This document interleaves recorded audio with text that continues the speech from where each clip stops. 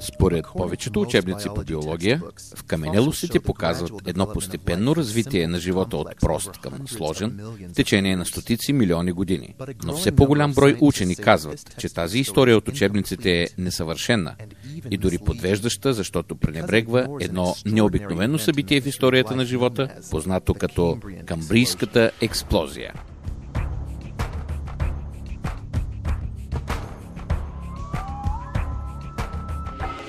Камбрийската експлозия е термин, отнася се до геологически внезапната поява на всички главни или поне на по-голямата част от тях групи животни, почти едновременно, говорейки от гледна точка на геологията.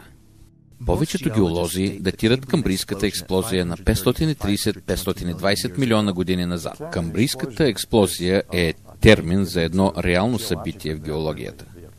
Тя е свързана с появата в пласт от вкаменелости, формирани за период от около 10 милиона години, на фауна с скелет, която включва за първи път множество представители на различни типови животни, живеещи в наши дни.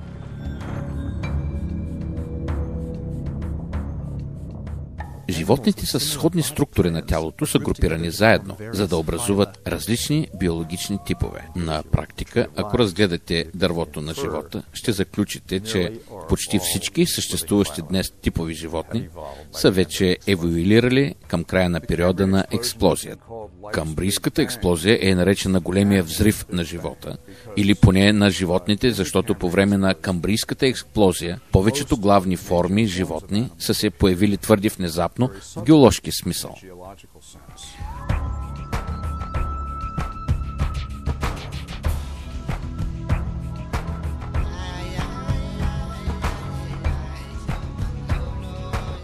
От нищо получаваме почти всичко и това става почти за една нощ, казано на езика на геологията. Това си остава мистерия. Никой не разбира как се е случило това.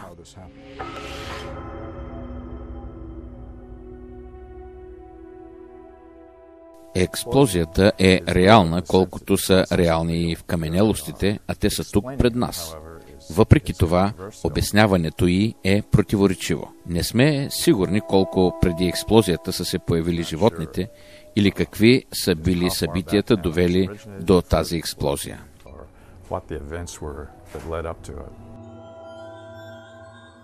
При Дарвиновата теория, ако погледнете разклоненото дърво на Дарвин и си представите общия прародител тук долу и съвременните животински форми тук отгоре, ще имате една форма, с която да започнете и постепенно ще се разклонява в малко по-различни, след това в все по-различни, докато достигнете до основните различия, които наблюдаваме днес. Проблемът с Камбрийската експлозия е, че всички тези основни различия са се появили заедно по едно и също време, без каквато и да е било вкаменелост като доказателство, че произлизат от този общ прародител. Има внезапно възникване на нова биологична форма и структура. И именно тази внезапност е далеч отвъд способността на Дарвиновият механизъм да произвежда нова структура. Дарвин вярвал, че неговият механизъм трябва да действа бавно, чрез малки, постепенно нарастващи промени и като резултат той очаквал да открие много преходни междинни форми от най-простите организми до първите животни. Дарвин е знаел за наличието на вкаменелости от този период и считал това за сериозен проблем пред теорията си. Надявал се, че в бъдеще събирането на вкаменелости ще запълни празните места някакси и ще направи теорията по-достоверна. Но всъщност откритите вкаменелости през следващите 150 години само задълбочават проблема. Много повече типови животни са били открити в сравнение с това, за което Дарвин е знаел. Така че от днешна гледна точка, експлозията е още по-голяма от това, което Дарвин е предполагал. Един от водещите световни изследователи по темата за Камбрийската експлозия е Джей Уай Чен. Той е палеонтолог в Института по палеонтология и геология в Нанджин. Неговите открития в пластовете с вкаменелости, намиращи се в Ченгчжен, Китай, разтърсват научната общност.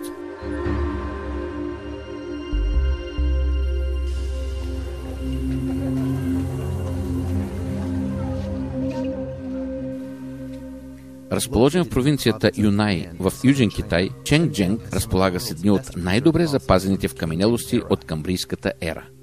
Дарвинизмът може би разказва само част от историята за еволюция. Според Чен, каменелостите, които е открил, обръщат с главата надолу дървото на живота, представено от Дарвин. Дървото на Дарвин има формата на обърнат конус. Много неочаквано, нашето изследване ни убеждава, че основните типови са започнали по-отдолу в началото на камбрийската епоха. Основата е широка и постепенно се стеснява. Това е почти противоположно на очакваното.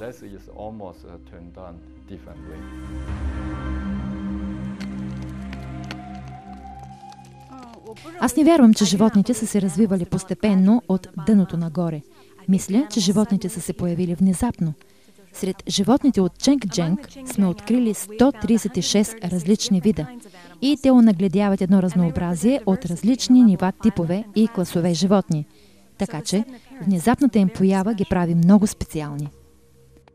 Едно виждане, което много палеонтолози подкрепят, е, че въпреки внезапното появяване на типове по време на камбрийската експлозия, трябва да е имало един голям период от еволюционно развитие преди това събитие. Някои хора вярват, че става въпрос за един много бърз произход на тези структури на тялото. Други вярват, че е било едно дълго постепенно изграждане, което според мен вероятно е правилното. Но трябва да е имало една предистория, в която да се е започнало от дъното и да се стигне до различните типове. Но доказателствата от вкаменелостите не ни показват такова нещо. Повечето от експертите по вкаменелости се обединяват около извода, че преди камбрийската експлозия, т.е. преди 530-40 милиона години, нямаме никакво доказателство от вкаменелости за произхода на повечето от съвременните групи животни. Едно явно изключение са гъбите. Наистина имаме вкаменелости на гъби от преди камбрийската експлозия, но за краткия период от, както аз го разбирам, от максимум 5 до 10 милиона години, което е един миг на езика на геологията, 30 и повече главни групи животни се появяват изведнъж на сцената в разпознаваема, напълно развита форма и то едновременно. Това е напълно противоположно на теорията на Дарвин. Не е разклонено дърво, повече прилича на поляна, на която всичко избоява нагоре самостоятелно. Ако е имало дълга предистория на еволюция, предшестваща камбрийската експлозия, щеше да има или изобилие от междинни форми, чакащи да бъдат открити, или може би онези животни са били прекалено малки или меки, за да бъдат запазени. Още от 19 век насам, дарвинистите знаят, че камбрийската експлозия не съответства на картината на живота, която Дарвин представя. Но едно от техните обяснения за това било така наречената хипотеза на артефакт. Идеята, че ние просто не извличаме правилно образците от вкаменелости, за да намерим липсващите междинни звена. В този пласт, точно под пласта с вкаменелости от Камбрия, имаме много благоприятна среда, която би запазила предшестващите форми на животните, ако те са съществували. Един от опитите за измъкване на хипотезата за артефактите било твърдението, че не намираме тези липсващи предкамбрийски животни, понеже са били твърде малки и меки. А това, което намираме днес в вкаменелостите в Китай, в пластовите точно под тези на камбрийската експлозия, са съвършено запазени тъкани от мекотели, ембриони на гъби, които разбира се са меки и микроскопични. Новите открития в образованията в Чен-Дженг наистина изцяло погреват хипотезата за артефактите. Ако може да се съхрани един ембрион, то трябва да може да се съхрани и животното. И ако онези животни са били там, тогава щяхме да ги открием, а те не са там. Други поддържници на теорията на Дарвин спорят, че случайни мутации в един специален набор от гени, наречени Хокс гени, са отговорни за драматичното ускоряване на еволюционния процес през камбрийския период.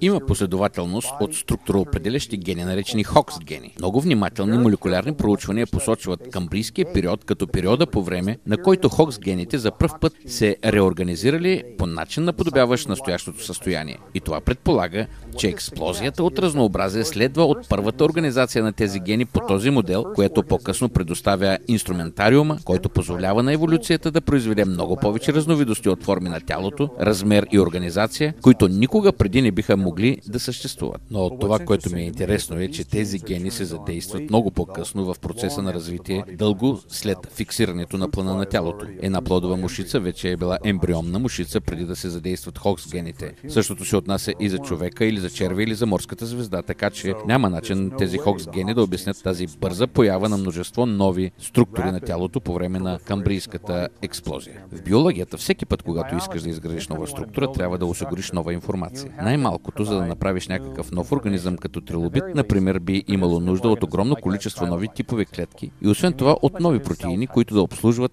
различните уникални видове клетки и да изграждат протеините, които са необходими за генетична информация под формата на ДНК. И големия въпрос, който поставя камбрийската експлозия е: откъде е дошла тази нова информация? Откъде идва тази нова информация, необходима за изграждането на нови протеини, които да обслужват онези нови видове клетки и да изграждат тези фундаментално нови видове животни? И дарвинистите са наистина смълчани по този въпрос. Това е внезапно възникване на огромно количество нова информация,